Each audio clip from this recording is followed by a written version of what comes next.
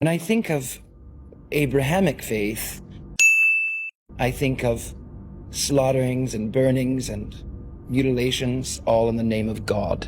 I would never worship a god that would send someone to an eternal lake of fire to be burned forever for the simple fact of non-belief, when that deity knows what it would take to convince every single person on this planet.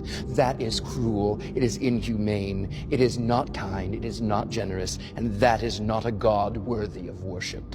What's more, it would be damning the vast majority of everyone who's ever existed for not believing in him for a set of rules that he created. The complaint is everlasting torture, burning forever in a lake of fire. But that complaint does not apply to the Bible. Why? Because the Bible doesn't teach eternal torture. This idea is not found in the scripture. The teaching of Christ from Matthew 10:28, which says, "Fear him who is able to destroy both soul and body in hell," all the way to Revelation 21 verse 8, which describes the second death, is a teaching that those who utterly reject God will be put to eternal death, not eternal torture. The idea of a never-ending torture did not even begin to be heard until the second generation following the apostles. We see it in Tertullian around 200 AD in his writing Apology for the Christians, chapter 48. That period of time, through the 2nd, 3rd, and 4th centuries, included, by the way, at least 3 ideas about hell: the biblical teaching of eternal death, the idea of never-ending torture, and the idea of universal restoration, with hell only being temporary and everyone, including the devil, being restored. The last was taught by Origen in his writing On First Principles, Book 2, Chapter 10. Finally, in the writings of Augustine, there seemed to be a settling on the error of never-ending torture, which he taught in The City of God, Book 21, Chapter 3. But the Bible teaches only eternal death for those human beings who reject God. It was taught repeatedly by Jesus, John, Peter, Paul, and James. Destruction, death, perdition, perish, the second death. All these mean everlasting death, not everlasting torture. Believe the Bible, trust Jesus, and follow him. God bless.